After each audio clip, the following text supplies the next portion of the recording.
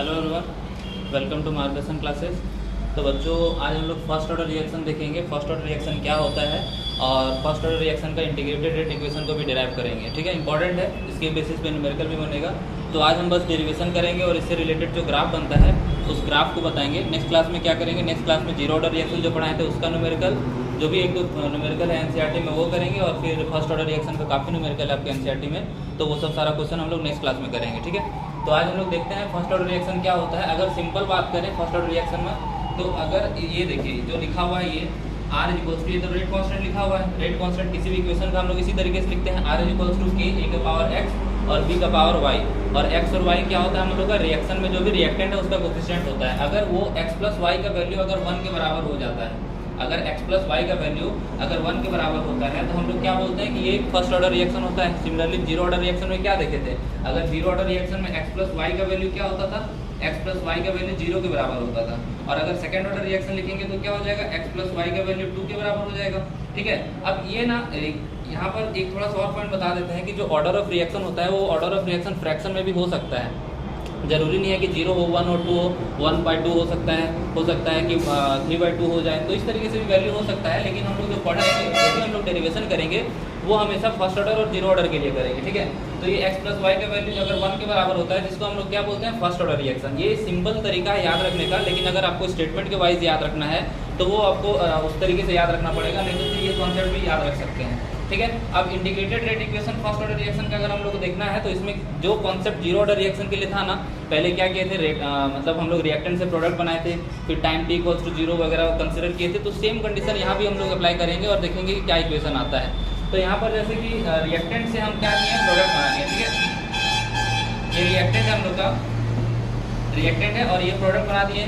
अब देखते हैं कि इसके बाद के स्टेप में क्या होगा। देखिए, अगर सेकेंड स्टेप में अगर जब रिएक्टेंट से प्रोडक्ट बन रहा है, जब रिएक्टेंट से प्रोडक्ट बन रहा है तो इनिशियली क्या होगा, जब इनिशियल अगर रिएक्शन स्टार्ट हुआ है अगर, तो इनिशियली क्या होता है कि जो रिएक्टेंट होता है वो 100% प्रेजेंट रहता है और जो प्रोडक्ट होता है वो 0% होता है। तो वैसे ही हम यहाँ पर क्या किए हैं, जब टाइम t इक्वल्स टू 0 था, जब टाइम t इक्वल्स टू 0 था, तो ए हम माने जो है वो रिएक्टेंट का कंसंट्रेशन है और जो 0 माने हैं वो प्रोडक्ट का कंसंट्रेशन है। तो चूंकि टाइम t इक्वल्स टू 0 है, रिएक्शन अभी स्टार्ट हुआ है, तो क्या होगा, प्रोडक्ट 0 बनेगा, कुछ प्रोडक्ट नहीं बनने वाला है। तो रिएक्टेंट को हम ए माने हैं। अब जब टाइम कुछ देर के बाद, मान लेते हैं 10 सेकंड हो गया, 20 सेकंड हो गया, कुछ भी एक पर्टिकुलर टाइम के बाद जब t1 हम टाइम कंसिडर किए हैं, तब क्या हो गया कि मेरा रिएक्टेंट ए से घट के a माइनस एक्स हो गया है। और जब a माइनस एक्स से मेरा रिएक्टेंट घटा है, मतलब x से जो रिएक्टेंट घटा है वही x क्या हो गया है, प्रोडक्ट में हम लोग को फॉर्म होते हुए दिख रहा है। जैसे कि इसको अगर हम लोग समझे तो इस तरीके से भी समझ सकते हैं। जैसे मान लेते हैं कि यहाँ पर 100% रिएक्टेंट था, जब टाइम t इक्वल्स टू 0 था, टाइम t इक्वल्स टू 0 पे मेरा रिएक्टेंट क्या था, 100% था। लेकिन जब टाइम 10 सेकंड हो गया, मान लेते हैं कि 20 सेकंड ले लेते हैं, 20 सेकंड जब हो गया ना, तब हम लोग का रिएक्टेंट क्या हो गया, 100 से घट के 80% हो गया। 100 से घट के अगर 80% हो जाता है, तो जितना रिएक्टेंट घटा है उतना ही तो प्रोडक्ट बनेगा ना। तो अगर मेरा रिएक्टेंट 20% से कम हुआ है, रिएक्टेंट अगर हम 20% से लेस दिखा रहे हैं, तो प्रोडक्ट फॉर्मेशन भी कितना हो जाएगा, मेरा 20% ही प्रोडक्ट फॉर्मेशन होगा।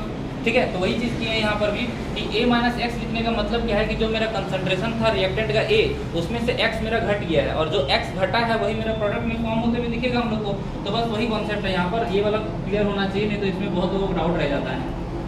अब देखिए आगे कि अगर हम लोग इस इक्वेशन का, इस कंडीशन के लिए अगर हम लोग रेट लॉ इक्वेशन लिखेंगे, रेट लॉ इक्वेशन लिखेंगे तो कैसा लिखा गया ये कि dx upon dt equals to k a minus x का पावर 1। ये रिएक्टेंट है मेरा a माइनस एक्स और उसका पावर क्या होगा, 1 क्यों होगा, क्योंकि फर्स्ट ऑर्डर रिएक्शन है हम लोग का। अगर सेकंड ऑर्डर होता तो वहाँ पर 2 लिखते हैं, तो a माइनस एक्स का पावर 1 हो गया। अब क्या करना है ना, दोनों साइड को इंटीग्रेट करना है, जैसे हम लोग जीरो ऑर्डर रिएक्शन में भी करते थे कि एक पर्टिकुलर रेट लॉ लिखने के बाद, रेट इक्वेशन लिखने के बाद हम लोग उसको इंटीग्रेट कर रहे थे दोनों साइड से। तो यहाँ पर भी सेम वही तरीका फॉलो करेंगे कि रेट इक्वेशन लिख दिए यहाँ पर, उसके बाद क्या करना है, दोनों साइड को इंटीग्रेट कर देना है। तो दोनों साइड को जब इंटीग्रेट करेंगे तो क्या करते हैं हम लोग, इंटीग्रेशन में एक चीज़ का ध्यान रखते हैं ना कि अगर यहाँ पर मान लेते हैं कि यहाँ पर 2x लिखा हुआ है प्लस y लिखा हुआ है और इधर यहाँ पर मान लेते हैं कि इधर dx है, मतलब कहने का ये मतलब है मेरा कि जिस साइड पे जो इंटीग्रेटिंग वैल्यू है, मान लेते हैं कि अगर x के रिस्पेक्ट में इंटीग्रेट कर रहे हैं तो x का सारा टर्म x के साइड में आना चाहिए, और अगर t के टर्म्स में t के रिस्पेक्ट में इंटीग्रेट करेंगे तो t का जो भी वैल्यू है, t का जो भी फंक्शन है उसको t के साइड में ले जाएंगे। तो यहाँ पर देखिए ये dx था और यहाँ पर a माइनस एक्स था, तो ये dx के रिस्पेक्ट में इंटीग्रेट यहाँ पर होगा, तो a माइनस एक्स को क्या करना पड़ेगा, a माइनस एक्स को dx के साइड में ले आए हम। तो यहाँ पर देखिए dx के साइड में यहाँ पर मल्टीप्लाई में था a माइनस एक्स, अगर उसको नीचे लाएंगे तो 1/a माइनस एक्स हो जाएगा। और यहाँ पर k मेरा एक कांस्टेंट है, तो d को dt यहाँ पर क्या करना है ना, सिंपली dx है मेरा dx, तो x वाला जो भी फंक्शन होगा उसको dx के साइड में ले आएंगे और k को हम क्या करेंगे dt के टर्म्स में इंटीग्रेट कर देंगे, dt के रिस्पेक्ट में। ठीक है, अब देखिए अगर इंटीग्रेट करेंगे तो हमको पता है कि 1/x का इंटीग्रेशन क्या होता है, 1/x का ln x होता है, और अगर x के सामने माइनस साइन रहेगा तो माइनस साइन बाहर लिख देते हैं, सिंपली वही वाला फॉर्मूला लगाना है हम लोग को। तो यहाँ पर फॉर्मूला क्या हो जाएगा, minus ln a minus x equals to kt, k का किसके रिस्पेक्ट में इंटीग्रेट कर रहे थे, k को dt के रिस्पेक्ट में, तो ये क्या हो जाएगा k और dt का इंटीग्रेशन t हो जाएगा, और एक इंटीग्रेटिंग कांस्टेंट आएगा हम लोग का, तो वहाँ पर इंटीग्रेटिंग कांस्टेंट भी आ गया है kt प्लस t। अब क्या है कि जब टाइम t इक्वल्स टू 0 था, टाइम t इक्वल्स टू 0 मतलब इनिशियली जब t इक्वल्स टू 0 था तो मेरा कंसंट्रेशन x का वैल्यू 0 के बराबर था। अब ये वाला इसलिए कर रहे हैं ना क्योंकि हम लोग को c का वैल्यू निकालना है, और आप लोग 12th क्लास में मैथ्स में डिफरेंशियल इक्वेशन पढ़े होंगे, तो डिफरेंशियल इक्वेशन में भी ये सब चीज हम लोग करते हैं। तो सेम कॉन्सेप्ट है यहाँ पर कि जब टाइम t इक्वल्स टू 0 था तो x का वैल्यू भी 0 था। तो इस इक्वेशन में जो मेरा फर्स्ट इक्वेशन है, उस फर्स्ट इक्वेशन में जब x का वैल्यू 0 और t का वैल्यू 0 करेंगे तो मेरा क्या वैल्यू आ रहा है c का, c इक्वल्स टू कितना आ रहा है, ये माइनस ln a के बराबर आ रहा है। अब ये c का वैल्यू को हम लोग फिर से फर्स्ट इक्वेशन में पुट कर देंगे। जब c का वैल्यू फर्स्ट इक्वेशन में पुट करेंगे तो क्या आएगा, देखिए c का value putting the value of c in equation first, तो minus ln a minus x equals to kt minus ln हो गया। ठीक है, अब क्या करें ना कि दोनों जो लॉग है, दोनों ln वाला टर्म को एक साइड ले आए हैं, तो दोनों ln वाले टर्म को इस साइड लाएंगे तो ये वाला देखिए, ये वाला वैल्यू माइनस में है, इसको इक्वेशन की इस साइड लाएंगे तो प्लस में हो जाएगा। तो ln a माइनस एक्स, और ये हम लोग को लॉग का प्रॉपर्टी, ये इस चैप्टर में थोड़ा सा लॉग का प्रॉपर्टी, एंटी लॉग और लॉग का वैल्यू, कुछ लॉग का वैल्यू आपको याद रखना पड़ेगा, लॉग का कुछ प्रॉपर्टी पता होना चाहिए, और एंटी लॉग का भी मतलब यूज होता है थोड़ा थोड़ा। तो हम लोग को पता है कि लॉग a माइनस एक्स रहा सपोज, तो ये क्या हो जाता है, लॉग a माइनस एक्स हो जाता है। ठीक है, तो सेम हम लोग प्रॉपर्टी यूज की है लॉग का कि ln a माइनस एक्स है, तो ये प्रॉपर्टी यूज करेंगे तो क्या हो जाएगा, दोनों डिवाइड में हो जाएगा, ये वाला टर्म डिवाइड में चला जाएगा। ठीक है, लॉग के अंदर वाला टर्म, तो ln a माइनस एक्स हो गया। अब यहाँ पर फिर से एक प्रॉपर्टी हम लोग को दिमाग में रखना पड़ेगा कि ln को लॉग में कैसे कन्वर्ट करते हैं, ln को लॉग में कैसे कन्वर्ट करते हैं। तो ln इक्वल्स टू होता है 2.303 log 10 बेस। ठीक है, ln इक्वल्स टू क्या होता है, 2.303 log 10 बेस। तो ये ln को अगर हम लोग कन्वर्ट करेंगे लॉग के टर्म्स में तो क्या हो जाएगा, 2.303 log यहाँ पर 10 बेस होगा, ये क्या हो जाएगा 10 बेस। ठीक है, 10 बेस, और ये kt जो यहाँ पर k के साथ t मल्टीप्लाइड था, उस t को क्या किया, नीचे ले गए हैं। ठीक है, तो ये एक हम लोग को फॉर्मूला आ गया यहाँ पर फर्स्ट ऑर्डर इक्वेशन का, फर्स्ट ऑर्डर रिएक्शन का जो भी है इंटीग्रेटेड रेट इक्वेशन का फॉर्मूला ये है। लेकिन हम लोग को इस टर्म में फॉर्मूला नहीं दिखेगा एनसीईआरटी में, तो हम लोग क्या माने थे, ए को हम लोग इनिशियल कंसंट्रेशन माने थे, तो ए इक्वल्स टू इनिशियल कंसंट्रेशन किसी भी रिएक्टेंट को कैसे रिप्रेजेंट करते हैं, r0 से रिप्रेजेंट करते हैं, और a माइनस एक्स जो है, a माइनस एक्स जब time t equals to t था, मतलब कुछ समय के बाद जो रिएक्टेंट का मतलब जो कंसंट्रेशन बचा हुआ था उसी को a माइनस एक्स बोले थे, और इसको फाइनल कंसंट्रेशन ऑफ रिएक्टेंट भी बोलते हैं। तो उसको हम लोग कैसे रिप्रेजेंट करते हैं, r से रिप्रेजेंट करते हैं, ये r0 से होता है और ये r से होता है। ठीक है, तो अब नेक्स्ट स्टेप में हम लोग सिंपली इसको पुट कर देना है यहाँ पर, जैसे यहाँ लिख के भी रखें कि A equals to r0 initial concentration है, a माइनस एक्स r है मेरा फाइनल कंसंट्रेशन ऑफ रिएक्टेंट। जो दोनों बात होता है ना, इनिशियल कंसंट्रेशन या फाइनल कंसंट्रेशन, दोनों हम लोग बस और सिर्फ रिएक्टेंट के लिए ही लिखते हैं। तो k का वैल्यू क्या हो जाएगा, k equals to 2.303 upon t log 10 base पर r0 को कैसे लिखे थे, यहाँ पर मेरा पहले अगर ध्यान होगा फॉर्मूला, तो यहाँ पर फॉर्मूला इस तरीके से था, 10 बेस पर a upon a minus x था, तो a की जगह पे क्या पुट कर देंगे, r0 पुट कर देंगे, और a माइनस एक्स की जगह पे क्या पुट कर देंगे, r पुट कर देंगे। ठीक है, तो ये वाला फॉर्मूला हम लोग को एनसीईआरटी में दिखता है, और इसके बेसिस पे एक ग्राफ भी बनेगा, तो उस ग्राफ को हम लोग अभी देख लेते हैं। ठीक है, अब देखिए अगर यहाँ पर इसी वाले इक्वेशन को थोड़ा सा देखें तो kt को हम इधर मल्टीप्लाई कर देते हैं, और ये 2.303 जो है उसको नीचे ले आते हैं, इक्वल्स टू क्या हो जाएगा, log 10 बेस पर r0 बाय r। ठीक है, अब इस यहाँ पर ना फिर से जो प्रॉपर्टी पिछले केस में यूज किए कि जब डिवाइड सब्ट्रैक्ट में रहता है, जैसे ये वाला property log m minus log n, इसको हम लोग क्या लिख सकते हैं, log m बाय n लिख सकते हैं। तो सेम प्रॉपर्टी को यहाँ पर लगाएंगे तो क्या हो जाएगा, kt 2.303 equals to log 10 base पर r0 माइनस log 10 बेस पर r। अब क्या कर रहे हैं ना, इस r को इधर साइड में ले आते हैं हम, अगर इस r को इस साइड में ले आएंगे इक्वेशन के तो क्या हो जाएगा, log 10 बेस पर r, और kt को इधर ले जाएंगे तो क्या हो जाएगा, minus kt upon 2.303 log 10 base पर आर नॉट। ठीक है, अब यहाँ से ना फिर से इसको कंपेयर करना है स्ट्रेट लाइन के इक्वेशन से। अगर इस वाले इक्वेशन को स्ट्रेट लाइन के इक्वेशन से कंपेयर करेंगे तो यहाँ पर प्लस साइन होगा, ये जो बीच में प्लस साइन होगा। अगर इसको स्ट्रेट लाइन के इक्वेशन से कंपेयर करेंगे तो क्या दिखेगा, y equals to mx plus c दिखेगा, नहीं दिखेगा हम लोग को y equals to mx plus c, जिसमें से m क्या होगा मेरा स्लोप। क्यों, क्योंकि देखिए ये जो t है ना वो वेरिएबल है, वो टाइम एक्सिस को दिखा रहा है। ठीक है, और ये वाला y हो जाएगा तो m क्या होगा, यही वाला टर्म जो बचा है मेरा t के साथ में जो है बचा हुआ उसी को हम लोग m बोलेंगे। तो m मेरा क्या हो गया, जिसको हम सर्कल करके रखे हैं मतलब व्हाइट कलर का। अब ये m का वैल्यू है और m कैसा दिख रहा है हम लोग को, नेगेटिव वैल्यू दिख रहा है, मतलब नेगेटिव स्लोप दिख रहा है। ठीक है, अब ये मेरा c है, कांस्टेंट इंटरसेप्ट जिसको बोलते हैं हम लोग। तो अगर इसका ग्राफ को अगर हम लोग ड्रॉ करना चाहते हैं, इस इक्वेशन का ग्राफ को अगर हम लोग ड्रॉ करेंगे तो हम लोग ग्राफ कैसा दिखेगा, ये हम लोग का टाइम एक्सिस है, ये हम लोग का कंसंट्रेशन किसका, रिएक्टेंट का कंसंट्रेशन। अब देखिए यहाँ पर ये जो इंटरसेप्ट है, इंटरसेप्ट कैसे ड्रॉ करेंगे ये ध्यान से देखिए। जब टाइम t इक्वल्स टू 0 था, ये वाला पॉइंट जो है जब टाइम t इक्वल्स टू 0 है तो इक्वेशन में t इक्वल्स टू 0 पुट करने पे आ क्या रहा है ये ध्यान से देखते हैं। जब t इक्वल्स टू 0 था तो ये वाला वैल्यू पूरा 0 हो जाएगा क्योंकि t इक्वल्स टू 0 है। तो जो मेरा y का वैल्यू है वो किसके बराबर आ रहा है, y का वैल्यू कहने का मतलब ये है log 10 बेस पर r मेरा है वो किसके बराबर आ रहा है, log 10 बेस पर r नॉट के बराबर आ रहा है कि नहीं आ रहा है। ठीक है, ये इसके बराबर आ रहा है, तो यहाँ पर कहीं पर होगा y एक्सिस में ये वाला वैल्यू होगा।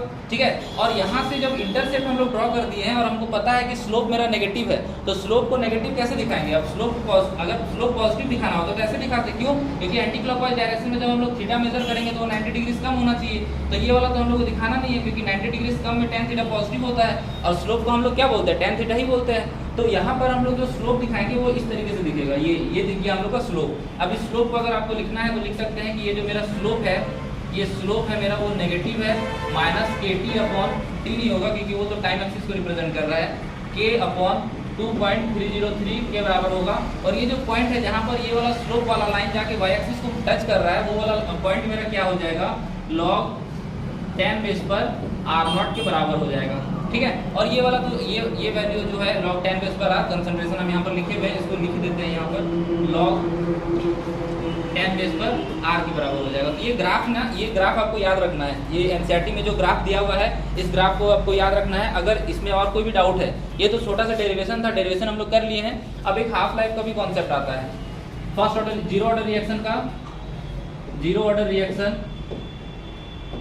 और एक होता है first order reaction, first order reaction. दोनों का हाफ लाइफ का कॉन्सेप्ट आता है। तो दोनों का हाफ लाइफ तो बहुत सिंपल है। अगर हम लोग देखें, बात करें हाफ लाइफ का जीरो ऑर्डर रिएक्शन का, तो यहाँ तक तो कोई दिक्कत नहीं है। फर्स्ट ऑर्डर रिएक्शन में जो इंटीग्रेटेड रेट इक्वेशन है, एक बार हम डेरिवेशन के बाद जो ग्राफ है ना उसको कैसे ड्रॉ किया दोबारा से रिपीट कर दे रहे हैं। यहाँ तक हम लोग को फॉर्मूला डिराइव हो गया था।